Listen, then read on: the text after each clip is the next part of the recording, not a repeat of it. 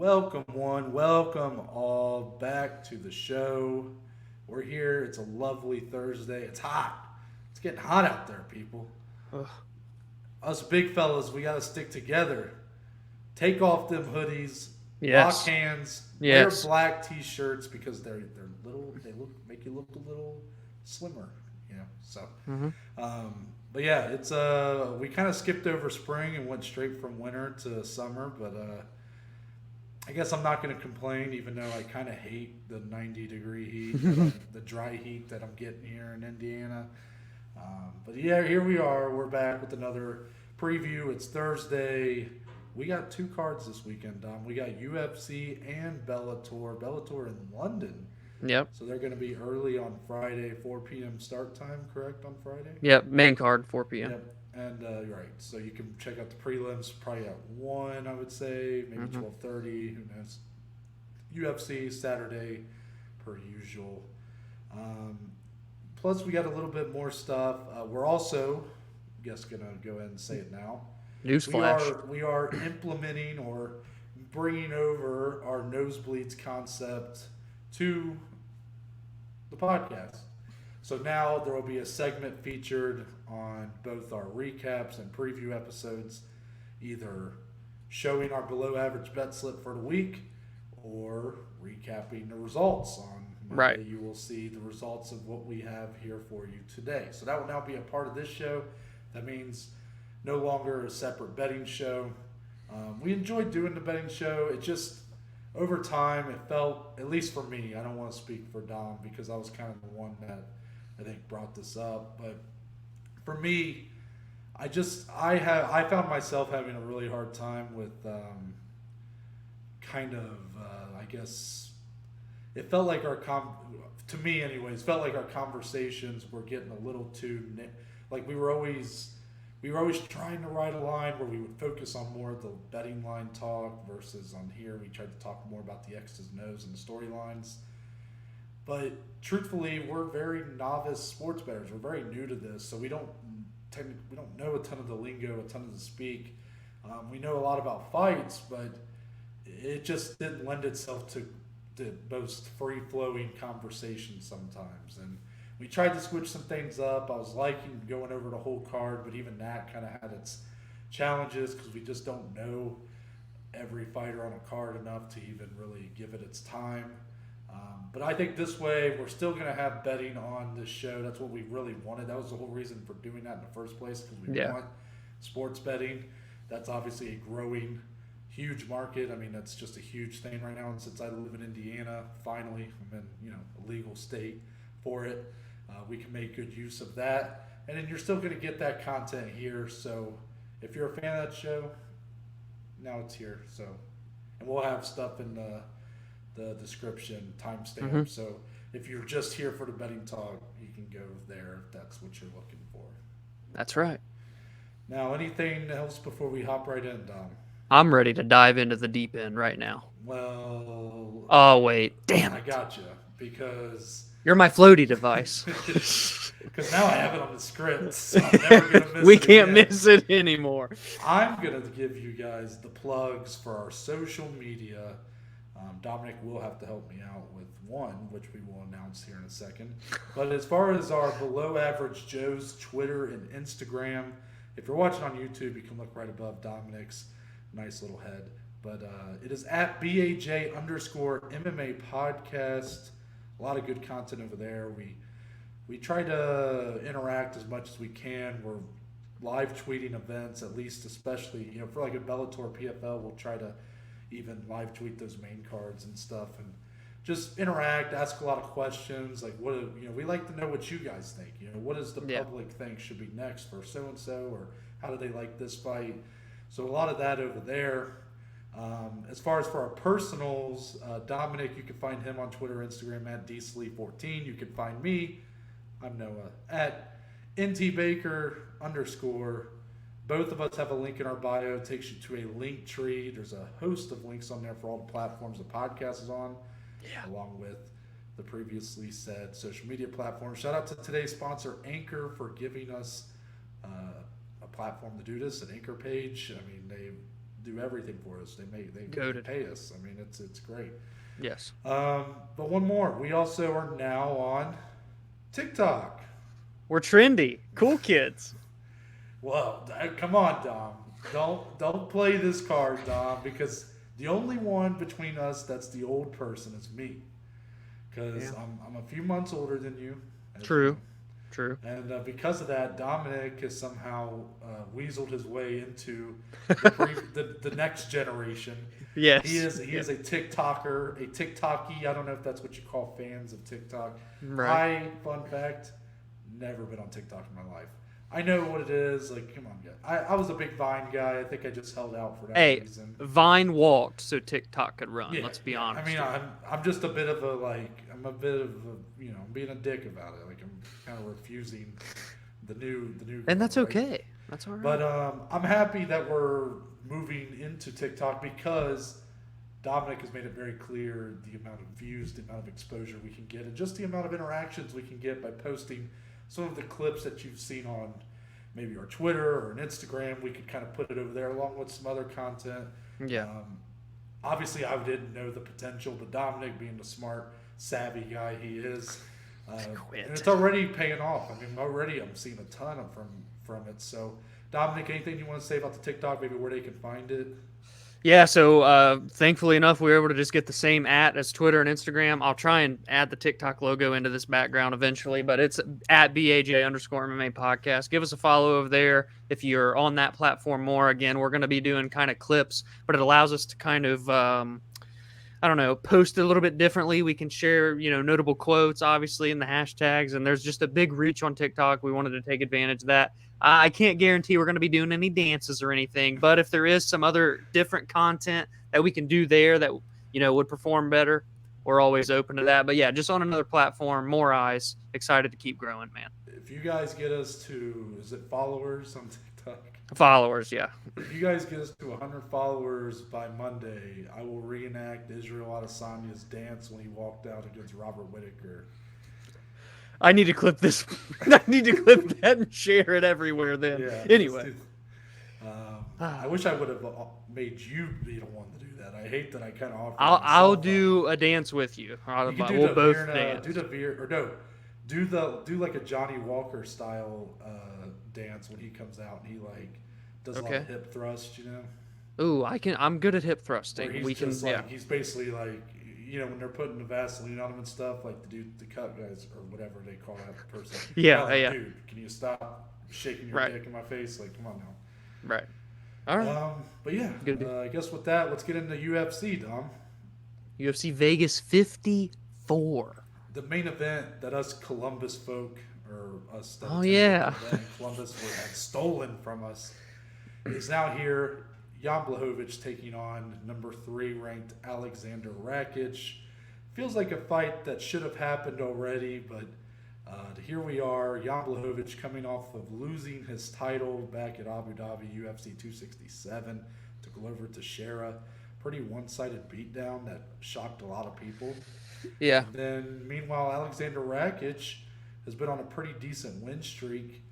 I don't know where he's at now. Is it up to 5 maybe?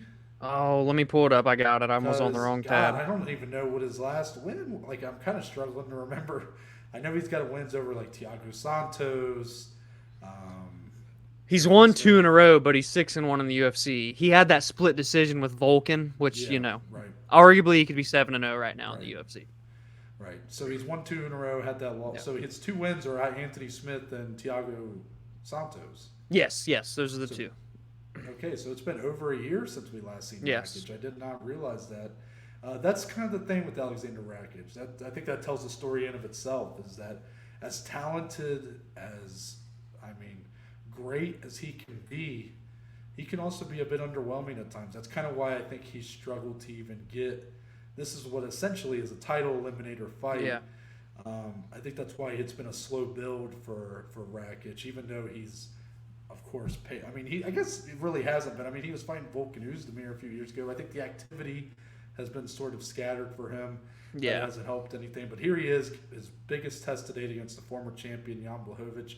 Jan Blachowicz, 39 years old now, but, again, he didn't look great against Glover, but this is a guy that right before that legendary Polish power was Yeah. knocking out everybody, was looking like, beat Israel Adesanya. Yes, I know Yeah. it wasn't Adesanya's natural division, but who does that? Nobody Exactly. besides him up to this point.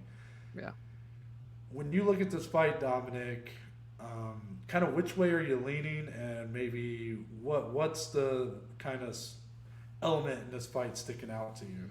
Yeah, this is a fascinating fight, man, because Aleksandar Rakic, don't get it twisted, regardless of kind of the two fights that he's coming off of, the one with Santos, the one with Anthony Smith, relatively dull, right? Lackluster. He didn't do much to, really set himself apart from those. And maybe that's why he probably didn't get the title shot as soon as he wanted. I mean, let's be honest here. But he's an elite level talent and an elite, deadly striker on the feet with his kickboxing. So, if Jan wants to stand here, I have a hard time thinking that Blachowicz can close the distance enough for that legendary Polish power to land, because Rakic is so good at managing his distance, using his kicks. Now, if Blachowicz can wrestle and grapple similar to kind of how he did with Izzy, who is another kickboxer, granted they're different, him and Rakic, but if he can implement that, I think there's success there for Blachowicz. Yes, Rakic is a relatively good grappler. We saw him do it great against Anthony Smith, but he had a bit of an injured leg in that one. Blachowicz, I think, is a bit more resilient, I would say. And I guess just Rakic's defense we haven't seen tested necessarily. So if Jan can test that, I think that's where his success will lead. So if Jan can grapple, or at least even make it uncomfortable, close that distance, land the shot. But Rakic, man, he's so good at managing the distance with his kicks and legs. I don't know, man. It's a tough fight for Jan Blachowicz. And truthfully, Dominic, I know that the Israel Adesanya fight that really paid dividends for him. But one of the weaker points of Blachowicz's game for years was his wrestling. It was his takedown defense, especially. That's how he lost to Corey Anderson back in the day and stuff. Because of that, I have a hard time believing, even though he was able to do that against a much smaller Israel Adesanya, I don't see that being a really reliable weapon for him here against Aleksandar Rakic. Now, I do think we might be underestimating Blachowicz's ability on the feet, his tit-for-tat ability to go 5 rounds with Rakic. Yes, you're right. I think Rakic might be slightly more credentialed. The kickboxing's just very fluid, but he's also kind of a low-volume striker at times. Yeah. That's how he lost to Volkan Oezdemir. He's a much more accomplished striker than Volkan Oezdemir is, but Volkan was much more put much more pressure. Right. Controlled the octagon much better, and just had more output. That's why he won that fight. And honestly, I remember watching that fight not too long ago, and I scored it for him too. It wasn't a great fight, but you could probably make an argument for Rakic, but it was kind of like the frustration we had with Rose last weekend. It's like, yeah, she could have won the fight, but just no output. There's just not much there. Yeah. So that could be Blachowicz's biggest weapon here, is if he is willing to pressure Rakic, if he's willing to kind of, I think maybe Rakic is a big guy. He's big, 6'4", beast, looking dude. But I was gonna say if he could clinch him up, maybe try to put some of that old man strength now, that 39-year-old strength on him, and just make it a bit of a dogfight. Basically, Dominic, the tail of the tape for me here. Whoever throws the most is going to win. That is the way I'm looking at it. It's simple. I know. That's simple. Am I oversimplifying it? Yes, obviously I am. Could there be a chance that Aleksandar Rakic gets a big finish, or Jan Blachowicz overwhelms Rakic and is able to finish him? Of course. But I see this fight going to full 25 minutes. I see both guys being very cautious of the other man's capabilities, but also whoever is willing to get into the fire more is going to end up getting the better of the decision, in my opinion. Yeah, and I got to say, too, man, while this does it feels like a pretty clear-cut number one contender fight, right? We kind of already said that earlier in the discussion, but I just feel like Rakic, a lot of pressure here. Don't get it twisted. There's pressure on Blachowicz, former champion. He's looking to make one more run, right? See if he can get the belt before he retires. But Rakic, man, 30 years old, right in the middle of his prime. We recognize that the talent is there, but can he get that one big performance or a big finish? I think he really needs that to solidify himself, get the respect that he thinks he's already deserved. So I think there's more pressure here on this fight for Rakic to earn that title fight in the way he performs. Right. What put him on the map in the first place was, I believe, he had an under 1 minute finish of Jimmy Manuwa. Oh, absolutely disgusting head kick. And I think, was it Jimmy Manuwa or David Branch? I forget which. He's knocked out. He knocked out both, but Jimmy Manuwa was the head kick. Okay, yes, that was So that was the one. He kind of. I'm not saying it has to be as emphatic or as quick as that one, but yeah, something like that, right? Just something to inspire a little bit of confidence that this guy could really pose a threat for a title. Like, we know he can, especially when you have Glover, who I think most would agree.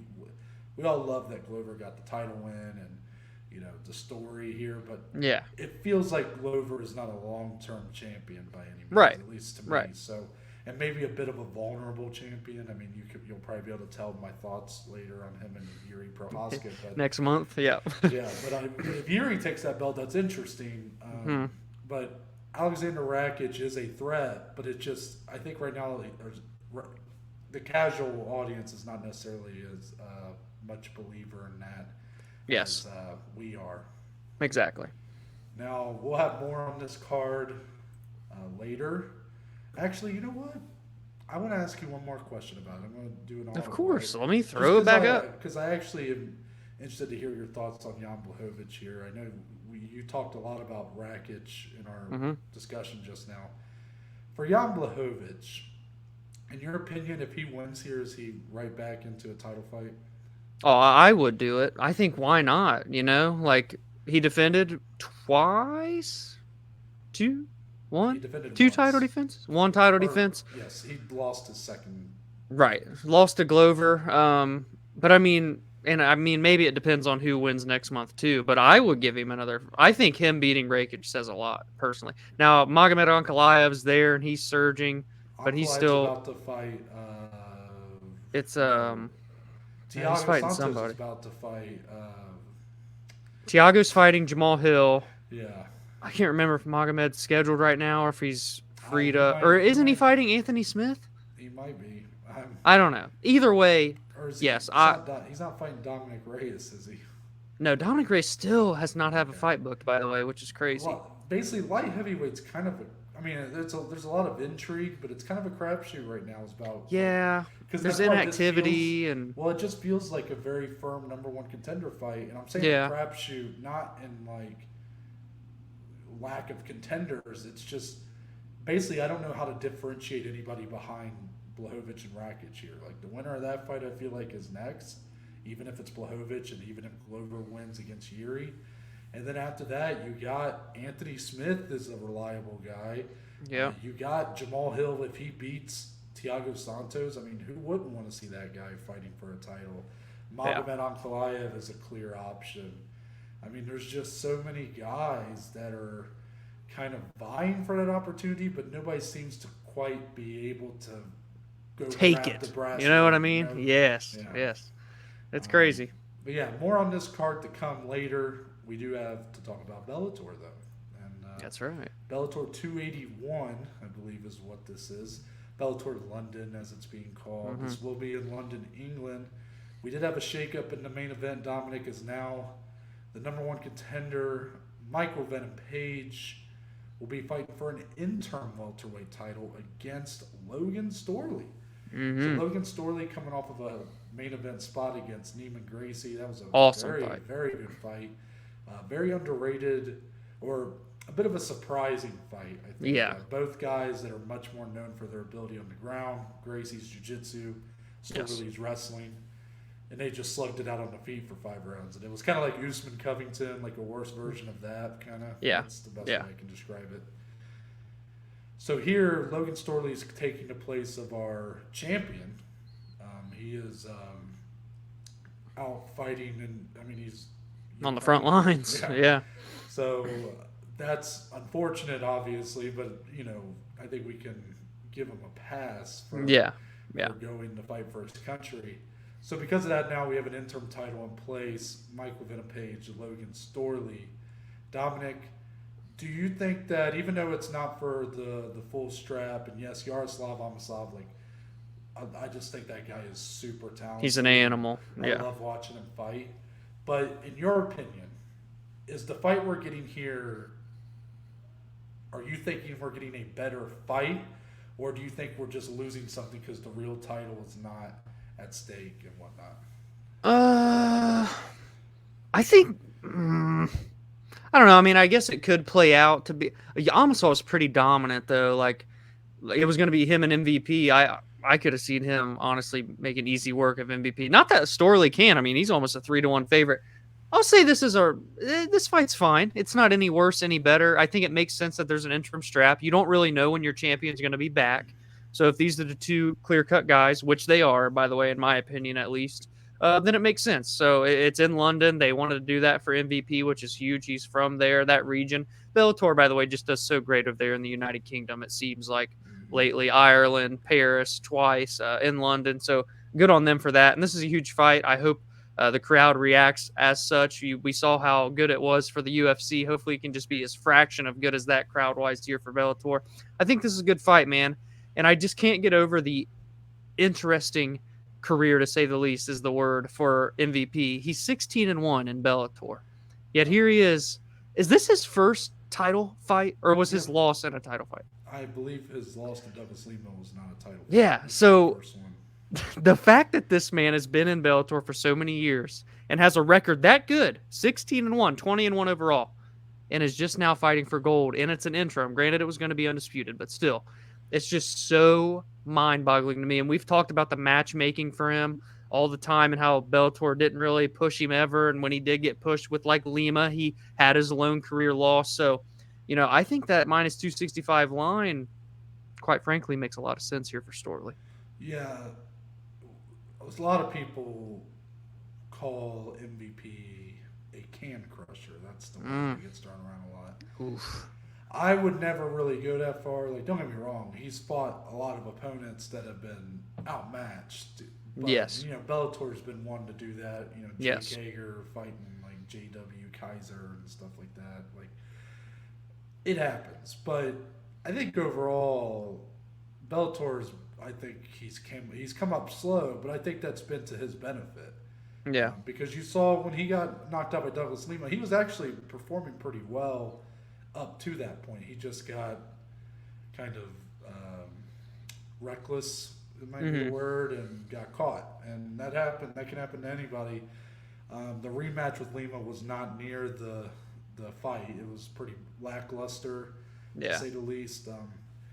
It's been an interesting run for MVP, and I think there was a time where the audience and the fans were, and even maybe the company itself, truly were behind MVP and truly felt like he was, you know, one of their top talents, and maybe there was even a debate about could MVP be like even a champion for, or a contender for the UFC maybe, and it was like, just can we get this guy to a title fight?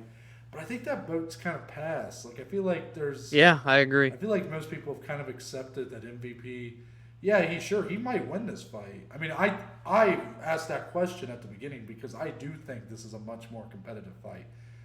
I think Amosov was going to do very bad things to MVP. I just think it was a terrible style matchup for him. Yeah. Storley's not much better of a matchup for him. Like, that's why the odds tell what it is. I'm actually shocked, though, that they are that much skewed in Storley's favor. But it's the truth that, I mean, MVP is like he's an electric striker, but if you can get him on his back, he's just it's the same debate we've had with like he's not quite as good, but as like an Israel Adesanya, a wrestler would be the one to be the kryptonite, right? That would hold him down and be able to control him. That's still going to be the battle here. I just think Storley, as good as he is, I don't think he's. Well, he did have a fight with Yaroslav Amosov, and that was an amazing fight. Went off in 5 rounds. Storley lost, I believe, a split decision, very close.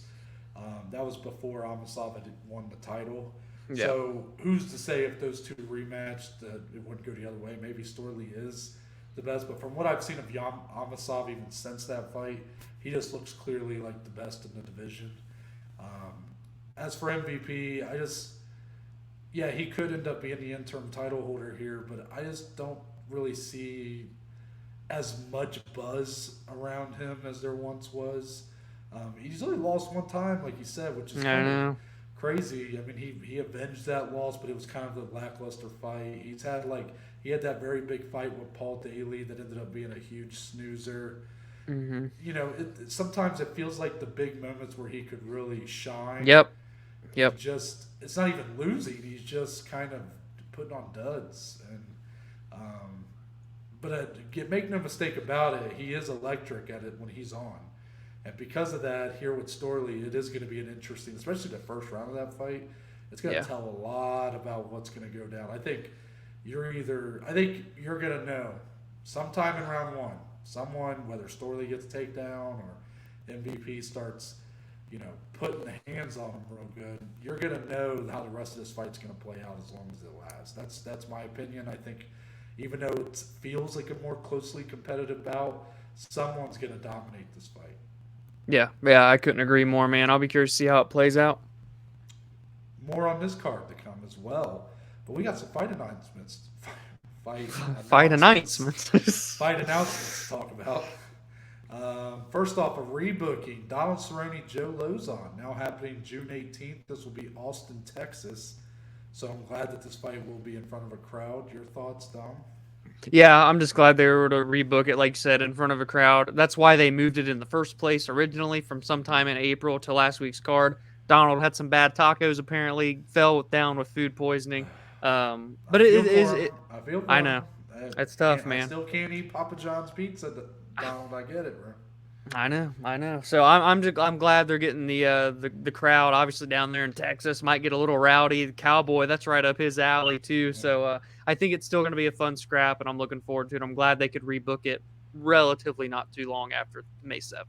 Considering the no disrespect to the fans of Phoenix, right? Was that Phoenix, Arizona? Yeah. That card was in? But they booed Shogun Hua, so I mean they didn't even deserve Cowboy Cerrone and Joe Lauzon. No disrespect, True. because I know True. Columbus booed some fighters, and I wasn't happy about that either. But Yeah. because of that, Austin, Texas, that feels more like a Cowboy. Oh yeah. place, so I'm sure that place will be rocking for him. Next one, July 23rd. This is UFC London 2. I don't know if that's what we're going to call it, whatever. I like it. Molly McCann, Meatball, yeah, kind of. She's in an interesting matchup with Hannah Goldy. This is normally, Dominic, honestly, before kind of her last fight, if this was being announced, we would have just kind of skipped right over. But you can't now. Meatball Molly is a bona fide Big time. star. That's right. I mean, hey, her and Patty Vindlet, they're they're the it crowd right now. They're the Scousers, right? yeah, the Scousers that are taking over the world, barstool athletes. She's kicking Robbie in the fucking shin and breaking his leg in half. It's a fun, good for Molly, by the way, being back in London. I mean, that crowd went nuts. Obviously, her knockout was going to be it's going to be talked about at the Joey's later this year. Yeah. And if she can even as so much as claw at what she did then against Hannah Goldy, the crowd's going to go nuts again. Hannah Goldy, interesting kind of matchup in terms of like her grappling and wrestling, but Meatball Molly, she's riding momentum right now. It's a good fight for her. It makes sense. But dare I say, if she were to win this one, you got to kind of start thinking maybe it's time for top 15 for Mrs. Molly. It could be, but I mean, Meatball Molly's been around for a while, Don. Yeah. I know she's had her fans there's definitely some, because she always was someone who felt like she had more support than where she was like on a card, basically. Yeah, it's just her fight style, man. There's a lot of day ones for her, but yeah, she's had some rough stretches in her UFC career. So because of that, I'm going to be curious to see, can she follow up to that? Put it together, Because now I think everybody's treating her like a star and like a real talent for this division. But who's to say that she doesn't come in here and look kind of lackluster against Hannah Goldy? Right. This will be a real make or break, I think, on kind of keeping that momentum going. Yeah, I agree. Last one, the biggest one, July 30th. This one is still in the works. I guess not technically official yet. But Dominic, at UFC 277 on July 30th, we will not be getting the quadrilogy bout between Davison Figueiredo and Brandon Moreno. Davison is hurt. Yep. An interim title is being introduced. Brandon Moreno will take on Kai Kara France. Mm, Friend of the show. true. Friend of Dom has shouted us out Yeah. via Cameo, so shout out to Kai for that one. Um, your thoughts on the matchup? Actually, let me rephrase. I want you to give me your thoughts on the matchup, but I also want you to give it without the title and then with the title, the interim title being, and like if your feelings change based on that interim title being involved. Well, I don't know much of the severity of Davison's injury, but I guess it's like both hands. So, assuming a relatively long layoff if we're implementing the interim title here. So, for that sake, again, like if an interim title is justified, if your champion's injured or you're defending your country, as in Amazov's case for Bellator, then I'm okay with it. So, I know you don't like it. You probably just wish this was a number Whoa. one contender fight. Go ahead. Did you really just say you're going to give him the benefit of the doubt that he's out a long time? They put Derek Lewis and Cyril Gane in an interim title fight when Ngannou just wanted one more month. Yeah. Now I'm not like, I'm actually, when I first read the announcement, I really was like very happy. I was stoked. I said, if this, there's certain fight, like Cyril Gane, Derek Lewis to me didn't feel like a heavyweight title fight. No. Even like, you know, it, regardless of the interim title, like it just didn't even feel like that was a true heavyweight title fight. Moreno Kai Kara France feels like a true flyweight title fight. Yeah. It's definitely of that caliber. They are that good. They are that talented. They are on that big of streaks right now. Well, I mean, I know Moreno's coming off a loss, but you get my point. Is that Yeah. I feel like both guys are just two of the best. I mean, they're number 2 and number 3 in the division right now, arguably, and because of that, like it feels like a legitimate title fight. With that being said, again, you know, I'm unabashedly a hater of the interim title, and I'm not going to give the UFC the benefit of the doubt because when have they ever showed us that they are worth or that they are worthy of our trust on that front because they only give interim title bouts when they're not needed. Yeah. So because of that, I think that's just out of the question. But I mean, it's going to happen. UFC does what it wants to do. The winner will. It's ultimately a number 1 contender belt, and because of that, I love it. 5 rounds, great stuff. Obviously, to pay stuff too. The winner of this fight will get paid like a champion for the next fight. So that's cool stuff. So True. And I'm just glad the flyweights are getting their shine. That's the second UFC pay-per-view. We don't know the other one for 277 yet. Title fight, right? Because they announced the 2 for July 2nd. Adesanya Cannoniers July 2nd. Right? And Holloway Volk. So I don't think we have the second one yet for 277. Rumor it was always supposed to be. I guess we don't know. I guess Usman Edwards could potentially be that main event, but then Usman's hand, who knows? Or potentially a second interim fight between Stipe and John, but that looks like it's going to happen in September. Right. Either way, the fight itself, belt or no belt, it's a sick fucking fight. Yeah, you're completely right. Now, a couple more things that we missed, Dominic, and actually this is very much what we missed. This is what we missed from stuff we should have talked about Monday. Look, UFC 274 was a whirlwind of a night, and because of that, after the 2 big moments, the Chandler knockout, the Oliveira Gaethje fight, and even I guess the shit show that was the main event, we kind of forgot that Daniel Cormier was inducted into the UFC Hall of Fame, Dom. So I think this is the first year where you're getting 2 inductees into the same wing. Yeah. As him and Khabib are both being inducted into the modern wing, I think Yes. is what it's called. Yes. Along with, of course, Cub Swanson versus Duho Choi being inducted into the fight wing. And I don't think they've announced anybody else. So your thoughts on this announcement? I know clearly DC, an obvious first ballot Hall of Famer, but him and Khabib going in together. You got to think that's the reason, right? That they put DC in this year to do it together with Khabib. It's going to be so cool that they get to be immortalized the same night during International Fight Week. And can I just say that when they showed it on the broadcast, they surprised DC, and this the pure emotion. You saw how much his legacy means to him, how much this honor does mean to him, and hugging with the guys, Anik and Rogan. It was just a very special moment to witness on pay-per-view. The crowd went nuts for him, and rightfully so. The guy's a legend, one of 5 double champions of all time, defended the belt multiple times at weight classes. It was just a storied career, and it didn't take long to get him in. And the same with Khabib. Both guys going in relatively soon after retirement, but they damn sure deserve it. Can I just say how nice it was to just see like that real emotion Oh man, coming from this guy? Like we've made our jabs at the UFC Hall of Fame. Oh, it's just a Dana White Friends Club, or some of the names in there maybe not being the most deserving of like Hall of Fame status. Mm-hmm.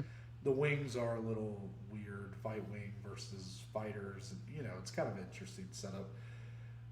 But yet this guy cared that much about being put in there, and that showed how much he accomplished. It was like affirmation for him that he had really done it all in the sport. And I don't know, that struck a chord with me when he talked about his parents. He just lost his mom a couple months ago, and when he was talking about wishing his parents could be there like that, it hit me. So yes, shout out to Daniel Cormier. That was a waterworks moment for yours truly. Watching. Yes, I agree.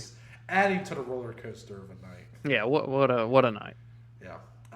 Now let's get into the rest, Dom, because we got a ton of fights to talk about, and actually I missed something in what we missed. I was gonna say. I just like to keep you on your toes, I guess. Yeah, you're good. You're good. PFL from last Thursday or Friday. Friday night. Yeah. From last Friday, there was a big moment on the PFL broadcast that we somehow missed to talk about. That's AJ McKee, Dom. He actually was on the broadcast, and not just in the stat. Sometimes Bellator Dublin's got Conor McGregor in the stands and stuff, but here AJ McKee on the broadcast talking to the commentary team, decked out in PFL gear. Oh yeah. And now we know that in the lead up to his rematch with Patricio Pitbull, he was going in as the featherweight champion. He was talking a lot about wanting to be a UFC champion and a lot of contract talk. And then he ends up losing the fight.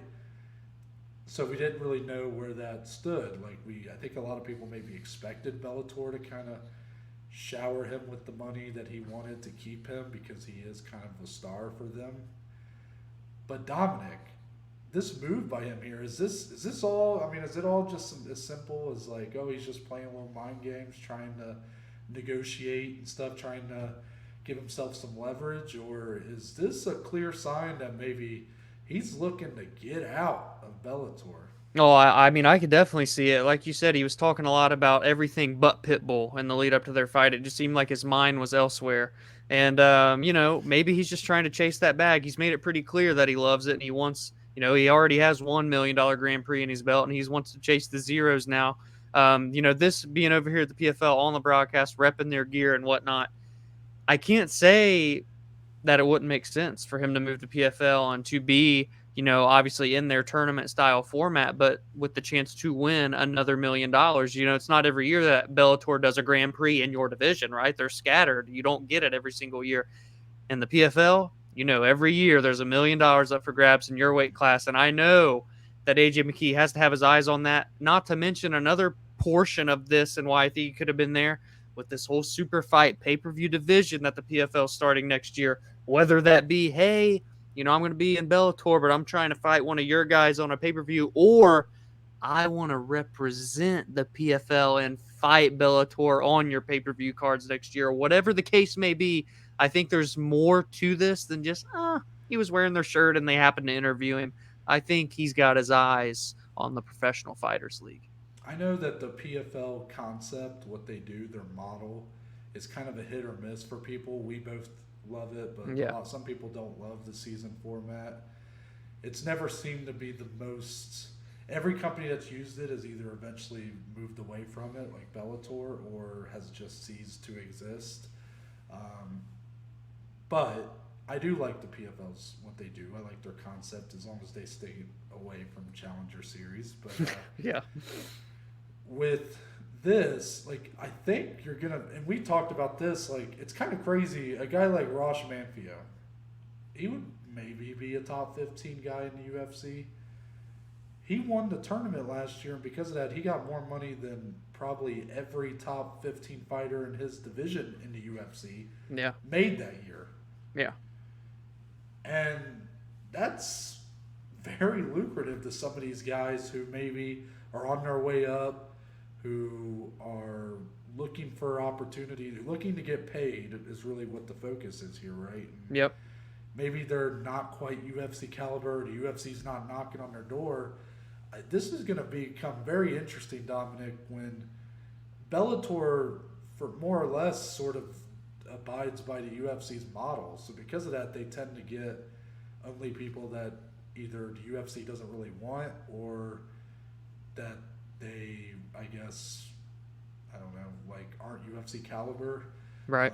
Occasionally you get, now that Bellator's done a good job, of course, of signing guys when they're 0-0. Yeah. AJ McKee, for example, and people like that. But because of that, I wonder if over time this might be a huge weapon for the PFL to really grow and maybe even overtake Bellator as the second MMA company, because that's a very, very lucrative opportunity. Yes. You're someone, you think you're really good, you're not getting the calls from the UFC, Bellator's kind of lowballing you. If I win this tournament, I can get $1 million. Yeah. I mean, think of some of these like women's featherweights in Bellator right now. Like they're probably like, man, if Kayla leaves, I could just bulk up 10 pounds. Yep. Maybe I can come in there and get $1 million. Like, I'm sure the level of talent's growing rapidly, so maybe there will become a time where it won't even be like that anymore, and you're just going to have a lot of high-level fighters there. But I definitely think that's going to be something to keep an eye on for the next few years, and this is just another reason why I think that. Just AJ McKee, I think there is legitimate interest there. Yeah, 100%. The rest. Now it's time for that. Back to the UFC we go. Co-main event in that light heavyweight division. Ryan Spann taking on Jan Cutelaba. Dominic, my only question for you, what kind of shit will Cutelaba pull in the face-off? I just don't want anybody to get hurt is all, please. But yeah, he's the king of face-offs, man. There's no one more intimidating than that guy. If he's yelling at you, getting in your face, painting himself green. Depends on your definition of king. King of cringe of face-offs, yeah. Yeah, Triple C holding Cutelaba's beer if we're talking cringe. But yeah, it should be interesting. Obviously, thank goodness they're not doing like a big in-person weigh-in. It'll just be a quiet one at the Apex. But we don't need anything drama. The interesting fight you kind of pointed out to me before recording, this is an odd co-main event, and I agree. I didn't even know it was the co-main event until taking notes this morning for the show. But it's definitely potential to be like a barn burner for as long as it lasts. I think someone's going to get finished in this fight. You know, both guys coming off losses as well, too. Ryan Spann got submitted by Anthony Smith. Or no, Cutelaba's technically coming off a win, and then he had a draw. But he had those 2 losses to Magomed Ankalaev. The first one, we know how crazy that was. Second one, not so competitive. But yeah, these are 2 guys that are finishers. They can be finished. I don't think it lasts very long. Yeah, I think for this fight to not go to distance is like minus 450 on DraftKings right now. So yeah, pretty clearly the odds makers believe this fight will be finished, and you can see why. Both guys aren't very defensively sound. I like both fighters. Like offensively speaking, they're fun fighters to watch. Ryan Spann feels like a guy that should be better than he is. I know, dude. His chin hasn't always held up. That's kind of been the reason for a lot of his losses. And then, I mean, like Anthony Smith put it on him in his last fight. Yeah. Which I know Anthony Smith is really good, but Ryan Spann is huge. He's a monster, dude. It's just crazy that he's kind of underperformed in my opinion up to this point. And Cutelaba is just I don't even know what to think of that guy. A madman.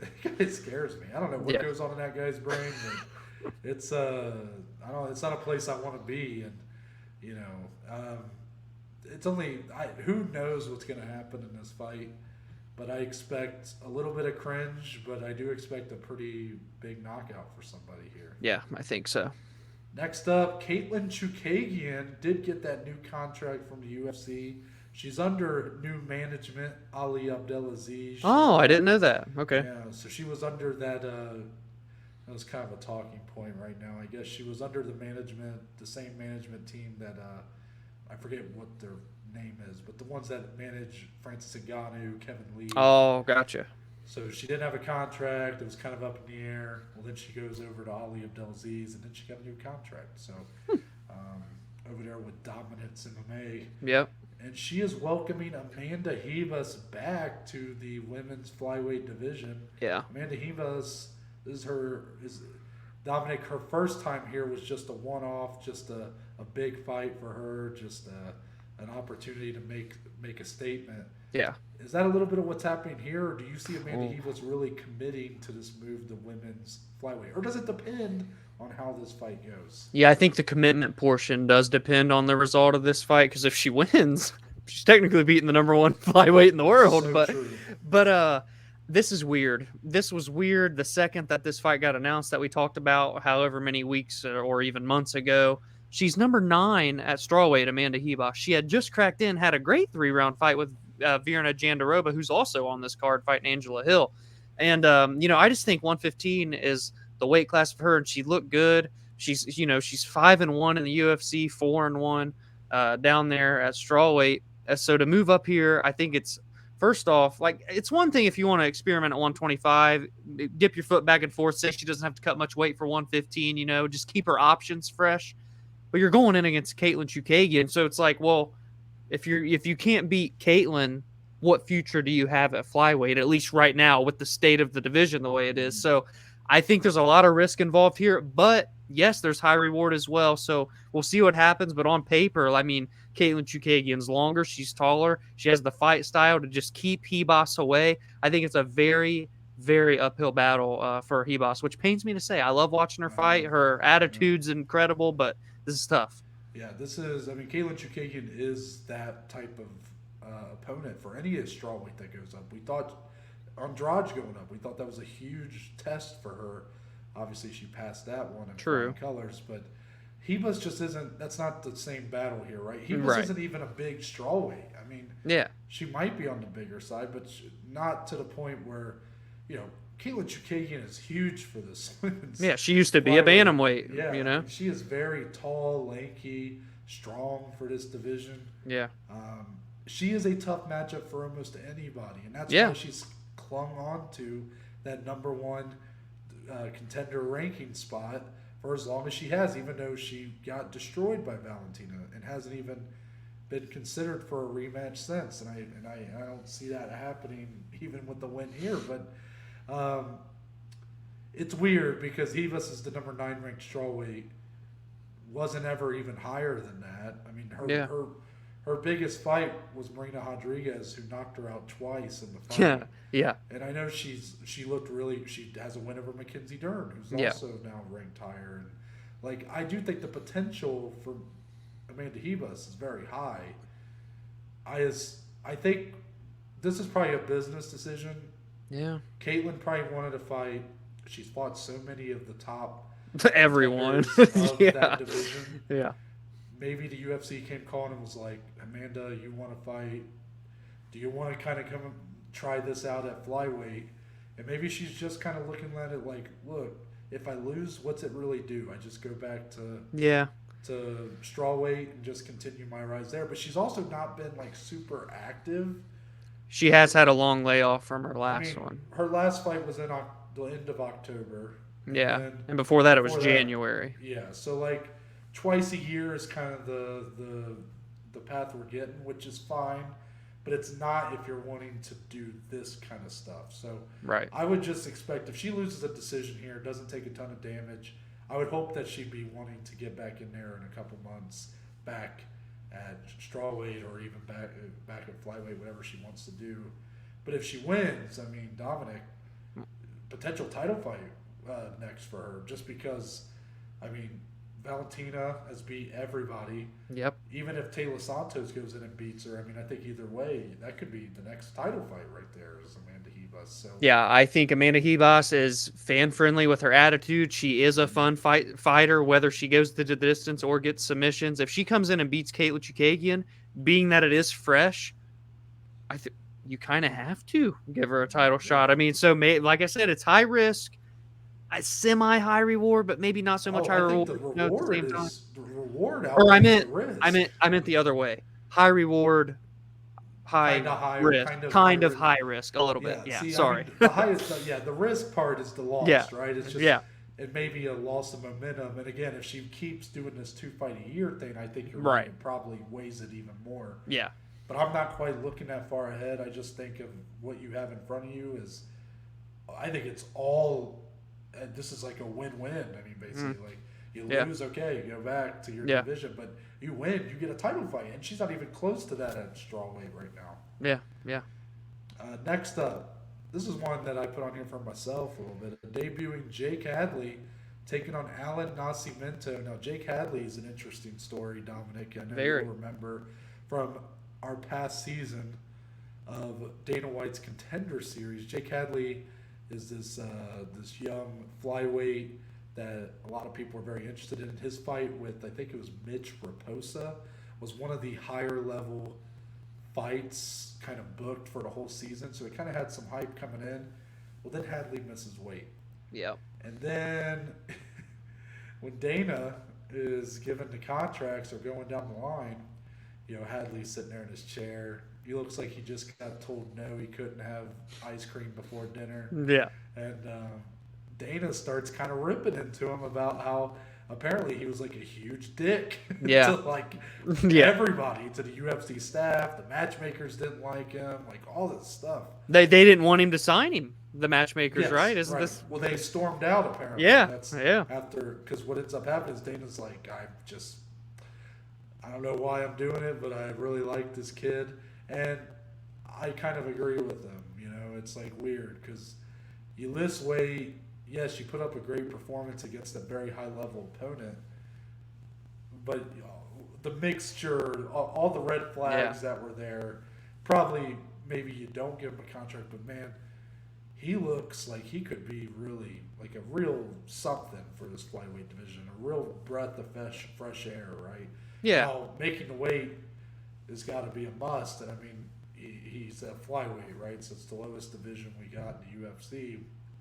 But I'm just very intrigued by the debut. I want to see if it goes smooth or if this is going to be just a theme for him. It's just a lot of antics, a lot of just red flags maybe. And Alan Nascimento, not an easy opponent. He went to a split decision with Tahir Ulanbekov in his last fight, and that was a very close fight that I remember watching. So I'm just excited to see this fight personally.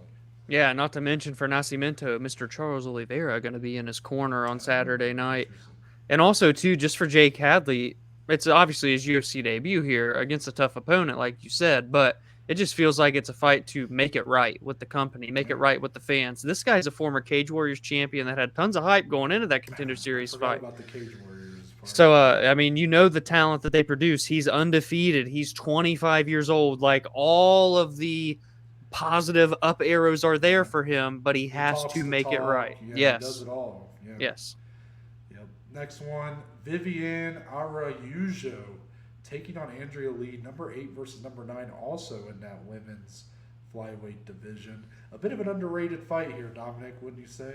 Yeah, I really like this fight. Andrea Lee was on our Comeback Fighter of the Year nominees list at the Joey's last year. Purely because of that was your insistence on that. That was all Dom, and I don't disagree with the results. I mean, we're talking someone that was on 3 straight losses. Granted, 2 were split, but it looked like she was on her way out. And then in 2021 gets 2 stoppage victories: Antonina Shevchenko and Cynthia Calvillo. Cynthia had to have a corner stoppage. Andrea Lee was beating her up so bad, so she's making it right. And this is a good fight against Viviane. Viviane, one of the most underrated women, I think, in this division.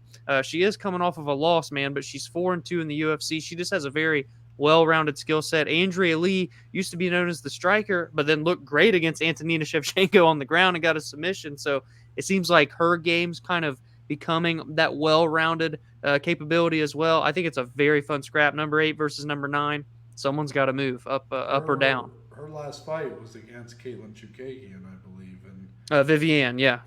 And that's about a year ago now, so it's a long way off. But I remember that fight because I watched it in your basement. One of the only pay-per-views we've gotten to watch together since in a long time. Since you left BG, and I remember thinking Ariujo had done enough to win that fight. That's probably the closest Chukagian's Yeah. ever lost a decision in her Yeah. life. And I remember feeling like, man, because it was like, don't get me wrong, I like Caitlin Chukagian. I think she does offer something to this division. But man, I was like I was almost hopeful that Ariujo would get the nod just to shake it up at the top, Yep. right? Yep. And then she didn't. It's like, all right, well, that sucks. But because of that, I think that this is a very interesting fight because you're right, Andrea Lee clearly has the momentum and the striking's looked really good, but then she's even kind of doing it on the ground sometimes. Mm-hmm. But Dominic, even though her takedowns have looked a lot better and just her overall offensive game on top just seems her ground and pounds looking a lot better, I still think that there might be a big hole in that takedown defense in that bottom game. Maybe not too comfortable there. And because of that, I think Ariujo could have a clear path to victory there. But make no mistake, if this fight stays standing or if Andrea Lee wants to try to make takedowns of her own, this could get pretty brutal one way or another. But Yeah. I see this fight going to full 15. It could be a war of nutrition. I think this could go back and forth. A lot of momentum swings. I don't really know who to lean. I think it's really a pick 'em, 50-50. Oh yeah, for sure. I think the odds even say that. I think they're pretty close right now. Yeah. I know Andrea Lee was climbing as a favorite. I think minus 120 for Andrea, plus 100 on the comeback. Yep. Next up, well, we're moving on to Bellator now. Mm-hmm. So next up for Bellator, the co-main event, Lyoto the Dragon Machida, one of the Who? coolest nicknames. Yeah, one of the coolest nicknames in MMA. He's back in this co-main spot against the brother of Leon Edwards, one Fabian Edwards. So this isn't that welterweight division, so kind of an interesting placement here. Now Machida's actually ranked number 6 at light heavyweight, so I know he's he's bounced around his whole career. I don't know what exactly he's done in Bellator, bouncing around, but this is a big fight for Fabian Edwards. It's a big fight for Lyoto, sure, but Lyoto's been, he's a legend. The legacy's cemented. Yeah, the legacy's cemented, right? So Fabian Edwards, though, I think with the win here, Dominic, depending on what happens with our title picture as far as is Amasov going to, obviously, I mean, he is doing his due diligence right now as a citizen of Ukraine. We don't know when he'll be back, and because of that, will we kind of have a defending interim champion? And because of that, Fabian Edwards might be fighting for a title fight here. Yeah, big fight for Fabian, like you said. I mean, he's 5-2 in Bellator, 9-2 overall, but he's lost 2 in a row. Granted, one of them to which being with Austin Vanderford, a bloody mess that fight was. But Fabian, man, still only 29 years old. It just seems like I don't know. There's not even momentum because he's on a 2-fight skid. Lyoto coming down to fight a top 4 middleweight is just kind of scary, if I'm being honest with you. Lyoto's not even done great in Bellator, 2-3. He's 43 years old. I don't know, man. Did you see the realization on my face that I was talking about him like he's a welterweight? Oh. Yeah. He's a middleweight. Middleweight. Gegard Mousasi champion in that division. But I still think that maybe not necessarily to the extent I was saying before that he's like fighting for a title fight, but kind of maybe so. It gets him in the talks for sure. Johnny Eblin's about to fight. Yes. Gegard's kind of just taking on all these whoever. Austin Van Zant, boom, done. Yeah. Now Johnny Eblin, another young undefeated wrestler, gonna fight him. Yeah. How's that gonna go? We'll find out. Eblin's talking some shit. I know that. But with Fabian Edwards, he doesn't really play that same game. Yeah. That's what could be very interesting. Yes, you're right. 2 straight losses. One of those being to Austin Vanderford. I don't know who the other loss is to. I'm blanking on the last one. I wonder if it's to Johnny Eblin, to be honest with you. But because of that, I think if let's say Gegard gets through Johnny Eblin, and it's like, okay, well, that style of fighter is just not. Yeah. Who's next? I think there's a chance Fabian could slip in and be like a decent matchup for Gegard Mousasi. Yeah, I agree for sure. Next up, this is an interesting fight. We just had a title fight in this women's flyweight division for Bellator a couple weeks ago, where we had a pretty controversial ending. Now we have a new champion. Why am I blanking on the champion's name? Oh, it's Liz Carmouche. Duh. Ooh, thank you. I was like, oh god, Who Dom. smashed I'm one like, half Dom, of this fight. I'm like, Dom, don't slip on me now. There were a lot of names going through Yeah, the brain there. Liz Carmouche finally got to the mountaintop, beat Juliana Velasquez. There's probably going to be a rematch for that fight just because of the controversy of the ending and the finish. But because of that, here you got Denise Kielholtz taking on Kana Watanabe. Both in interesting positions. Kielholtz was in a very close decision loss to Juliana Velasquez in her only title defense. Meanwhile, Kana Watanabe was kind of the undefeated young stud who got smashed by Liz Carmouche in under a minute. Yeah. So for Watanabe, clearly looking to try to win back some, I guess, fans, win back some momentum, try to just steer the ship here and get right back on track.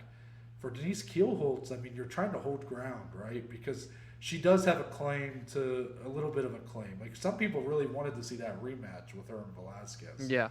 So for her, she's just going to look to play this safe and try to just get the victory so she can hold steady. And that could become interesting if Watanabe is really looking to push that action and make it more of a show rather than what you might see Kielholtz do here.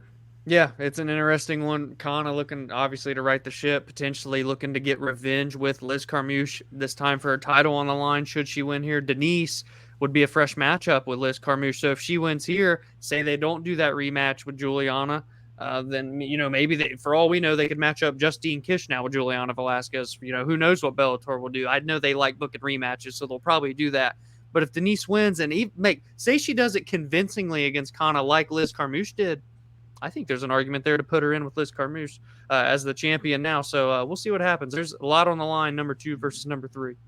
Last one, Paul Daly said this was his retirement fight. It was supposed to be, though, against, I'm going to forget the guy's name. God, I need to really have these names. I always do this. I know who I'm talking about, and then they just leave my brain. Russian guy that had that crazy spin kick a couple months ago. Yeah, that guy. Andrei Koreshkov. That's who I'm thinking. There you go. So he was supposed to fight Koreshkov here, who's now out. So because of that, I don't know much about Wendell Giacomo, but I do know this might be the last time we see Paul Daly fight. And it's kind of unfortunate that he's hopefully he gets a win here and can kind of go out into the sunset with the victory. And for all we know, maybe his opponent might offer more than we think. But I kind of was really hoping he could get that fight with Koreshkov, but that would just be this barn two guys burner. that are just so good. And it's kind of disappointing, but all in all, I'm happy to see Paul Daly get that fight in London last time. I assume that's still the last time. And what a career for Paul Daly. A tale of 2 careers. 63 fights it'll be for him versus 12 fights for Wendell Giacomo. So we'll see how it plays out for the Bellator debutante. Yep, that's going to wrap it up for the rest. And let's transition into the below average bet slip. Oh, something new for the show, huh? Woo! Yeah. So, Dominic, if you want to get that pulled up. For those that don't watch the betting show, it usually takes a few seconds to pull it up. There it is in all of its glory, baby. Yeah. There we go. So we're just going to go over our plays for this week. UFC only. Dominic wouldn't let me put my Bellator picks on. This is not true. No, it's not true at all. But he was like, "Oh, it won't fit on the graphic," and I was like, "What?" I was like, "Fine." I was like, "I'm not talking about it then." And he only put the UFC poster up there because he's a UFC homer. Dude doesn't even watch Bellator. I'm just used to what we've been doing. Anyway. No, I'm just kidding. But you guys don't want to see my Bellator picks because they ain't gonna hit. They're not gonna hit. They're just not. Noah's going for the fucking Grand Slam this weekend. I told Dom, I'm just trying to win back some money I've lost. Yeah, that's the mindset. So let's stick with the UFC, right? We got our plays up here, Dominic. I want you to start out of all your singles. So we'll start with the singles. We'll go to the parlays later. Yeah. Which single is your lock? This is my most confident play of the week. Oh, most confident play of the week. I think I'm going Nick Maximov. So this was an interesting single for me because it's kind of like a single, but it's a same fight parlay essentially Yeah, is what it right. is. Through DraftKings, by the way, these are all through DraftKings Sportsbook. Shout out to you guys if you want to, sponsor the Joes. Anyway, so Nick Maximov to win plus the fight has to go over a round and a half. It came in at -175.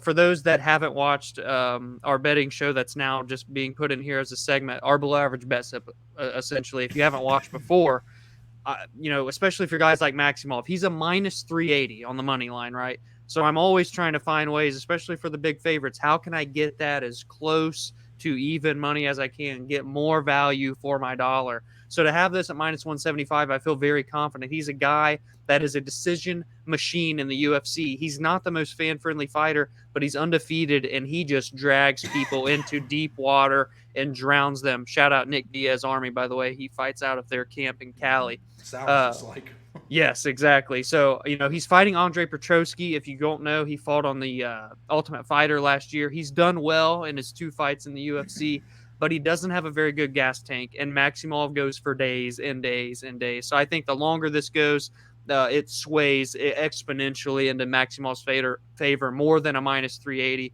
So over 1.5. I didn't want to necessarily go with a decision because I could see him getting a late KO TKO on the ground or even a late submission. So Maximov to win over 1.5 -175. I got to say that's the one I'm most confident with this week. For me, it's got to be Caitlin Chukagian by decision. I mean, she's got the.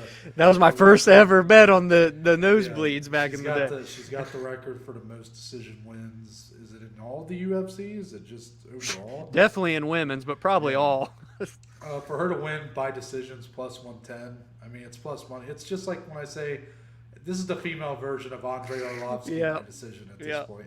Now, I will admit, Amanda Hiva is a better opponent than some of her previous Chukagian and his opponents, but I just think it's a tough matchup for Amanda Hivas. I mean, Chukagian is just a lot bigger than her, and Hivas isn't exactly like Andrade, who has like lethal power. Right.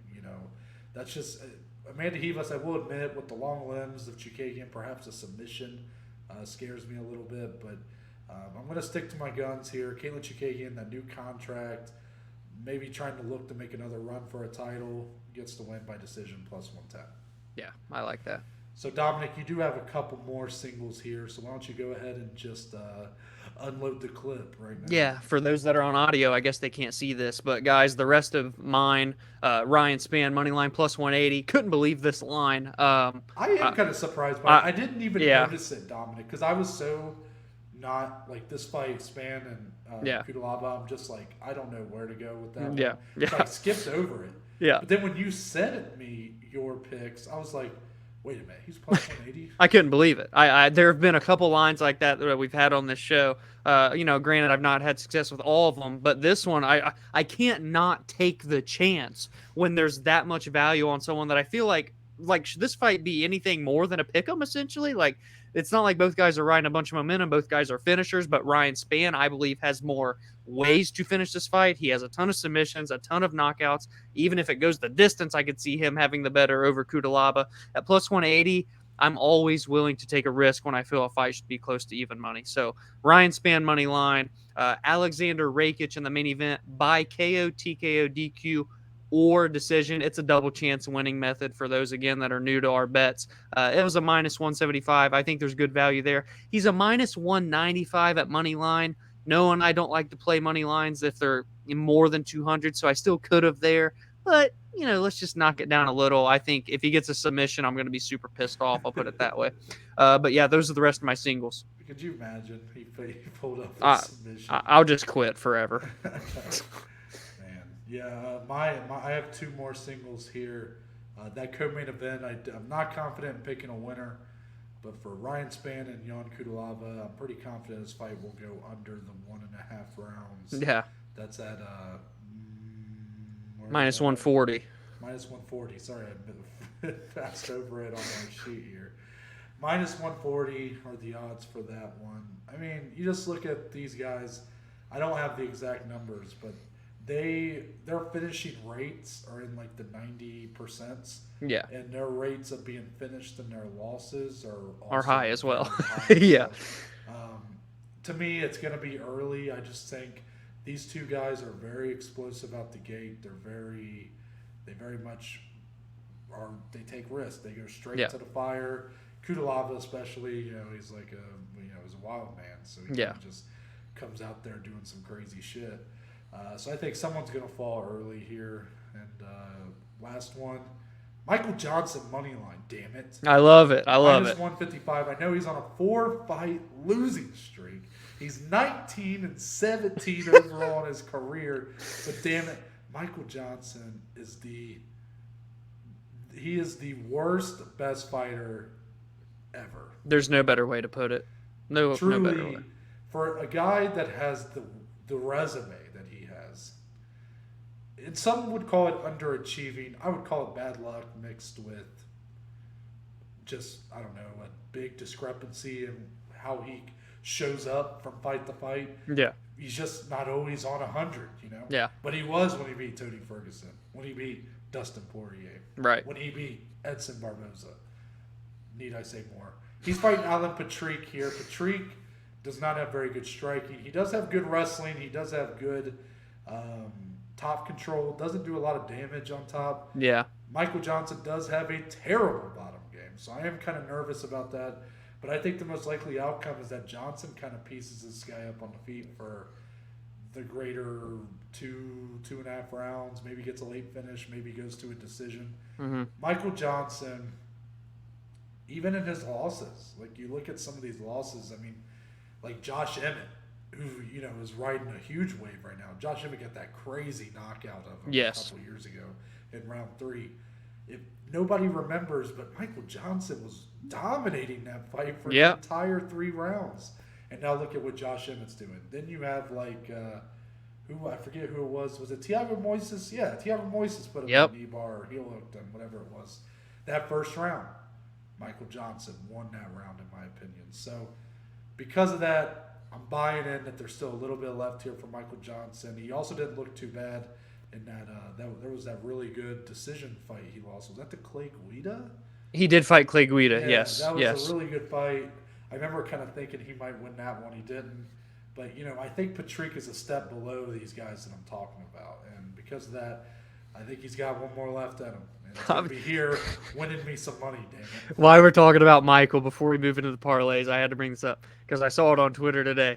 There was a picture of Michael Johnson because it's his fight week, and someone said, Michael Johnson, the type of guy that go win the title from Oliveira, then lose in his first defense to Clay Guida. And I cracked up, dude.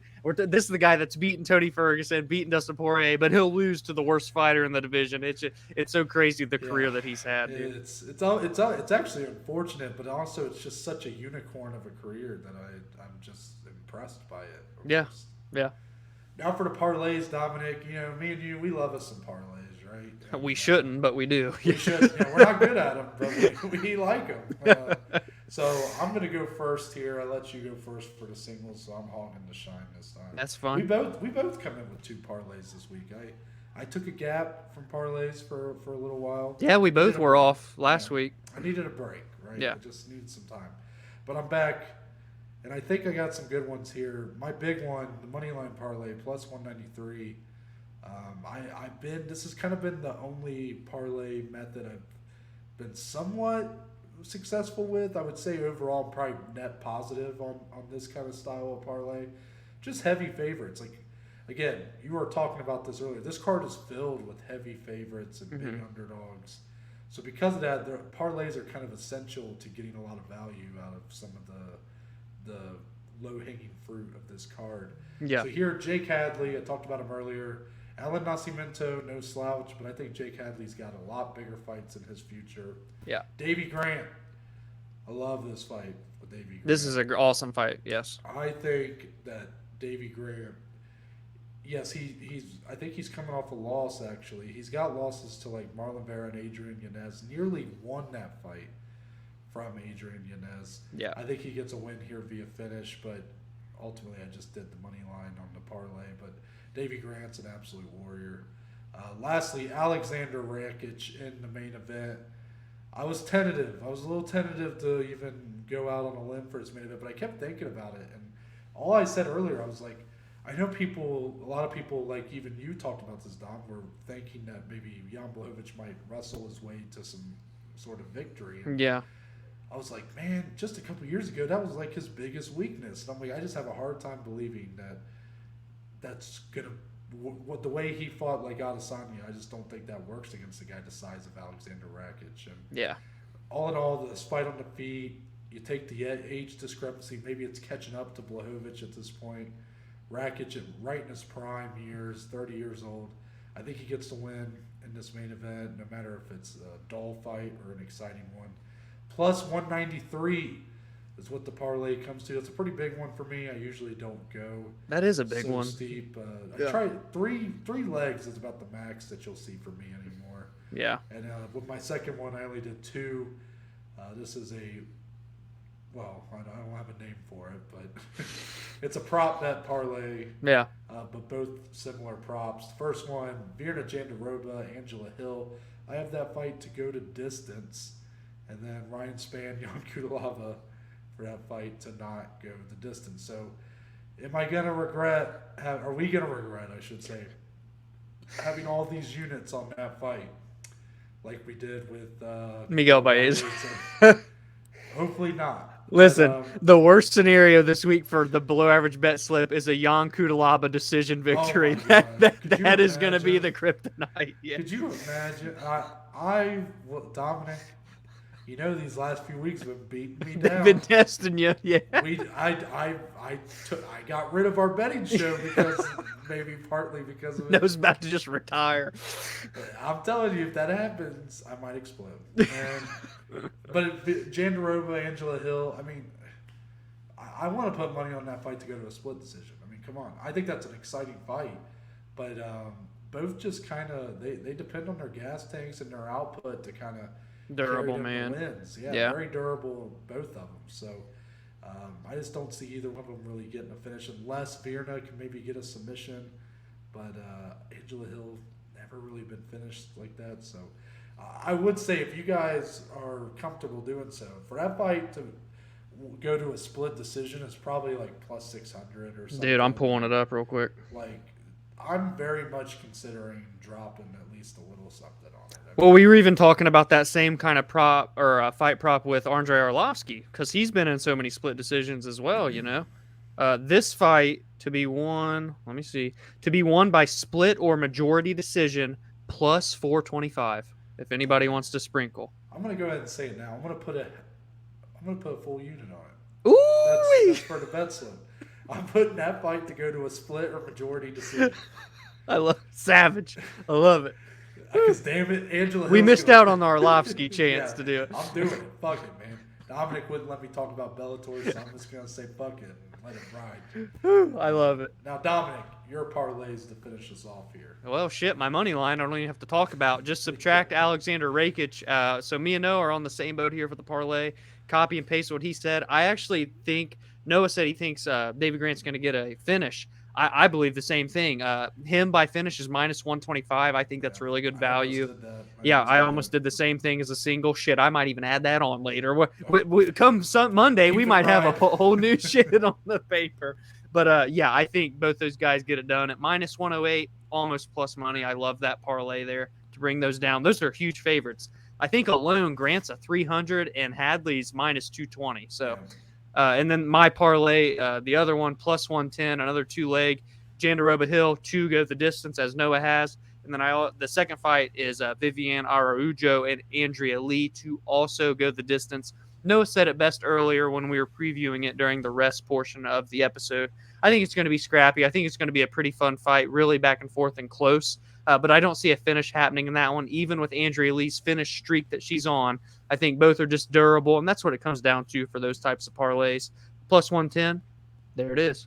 Plus, women's fights just over 50% right decision rate. So, I mean, that's, if you want to be a sexist pig like me, I'm just kidding. No, that's something as well. But that's going to wrap it up for the below average bet slip. Get rid of that graphic. Put us back in the center, Dominic. I feel so small. over in my little corner. In your little There's box. our banners. There's our banners. Okay. Now to wrap up the show, of course, it's time for closing statements. The part of the show where me and Dominic are allowed to talk about anything and everything. Doesn't have to be related to MMA. Just anything to get off our chest to send us into the weekend. Dominic, any closing statements for this Thursday? Closing statement. Pool Boy Dom is officially back in commission. Hot boy summer. Yes, well, I hope so. Right, the family pool is opened as we speak, but we got to clean it up from the off season, get all the stuff out the guck, flush it with the drugs, the chemicals, clean the water, get it ready.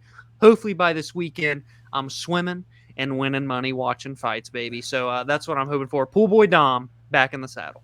Now, here's something kind of crazy. New season of Stranger Things coming out here soon. Oh, let's talk. And may we not forget about the monster from Stranger Things that you found when cleaning out your pool last summer. I just got goosebumps. I'm gonna put the picture in insert picture here. Monster in the pool. You're gonna show that to people? Actually, no, I probably shouldn't. They're gonna be like, "What the fuck?" Yeah, never mind. No picture. No picture. We're gonna get reported. Our video's gonna get blocked from YouTube. Never mind. Never mind. Yeah. Just take our word for it. It was disgusting. I don't know. I don't even know what Dominic's uncle tried to act like he knew what it was. He didn't know what it was. No one. It was a Demogorgon. It was a Demogorgon. Yeah, exactly. Yeah. But shout out Stranger Things. I'm excited for season 4 coming up here soon. Even though, God, I still got to watch the last season of Ozark. Still haven't seen that. Ooh, I've heard good things about Ozark, by the way. Man, I watched all of it when I had COVID the first time. And because I watched it all in like 3 days, I feel like I forget everything. Yeah. That was like 2 years ago. Yeah. It's hard when you binge watch a show all in one time frame, like a couple days, a week and a half, 2 weeks, whatever. And then you have to a year later, a new season comes out, and it's like, oh shit, I kind of forget what happened. Dude, it's funny you mentioned that, and we're talking about Stranger Things too, because season 2 in our dorm, I believe it was Ols Camp that year, I watched season 2 of Stranger Things on a Friday, one sitting, start to finish. I believe you. Yes. It was not Ols Camp. It was Offenhauer. Offenhauer, sorry. Ols Camp is a classroom building. I was like, this man, how long have we been out of college? Come on, dude. I was sitting in the lecture hall watching. You forgot about the Hauer Towers? The Hauer Towers. Oh, shout out Stranger Things season 2. Yeah, Stranger Things season 4 coming soon. Is that going to really be my closing statement for today? I mean,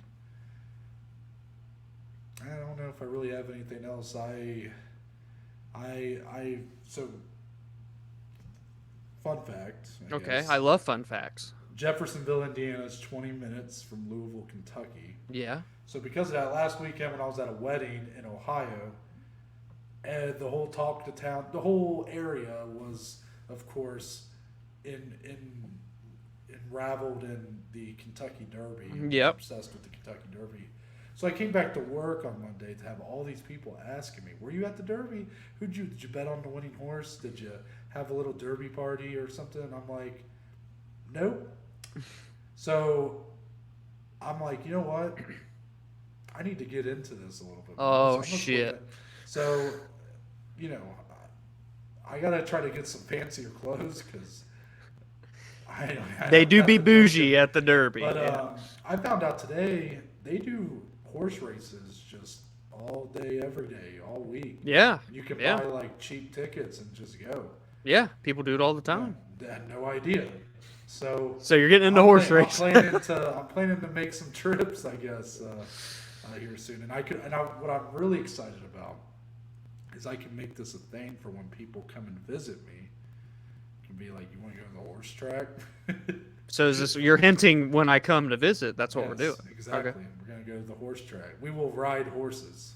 Well, here's the thing. We'll go in together on a horse. We'll name it Joey, and we're going to win the Derby. Well, it's got to be a little more elaborate than that. It's got to be because all the names are true. They like to make it hard on the announcers. Yeah, right? yeah. It's got to. I mean, I guess Below Average Joe could be. Below Average Joe, the horse. Yeah. Yeah. We're coming in 80-1 odds, just like the Derby winner from the Saturday, and we're making bank, millions of dollars. Done. That's going to wrap it up here. I'm Noah Baker. That's Dominic Salee. We're the Below Average Joes, and we will see you on Monday. I missed the button.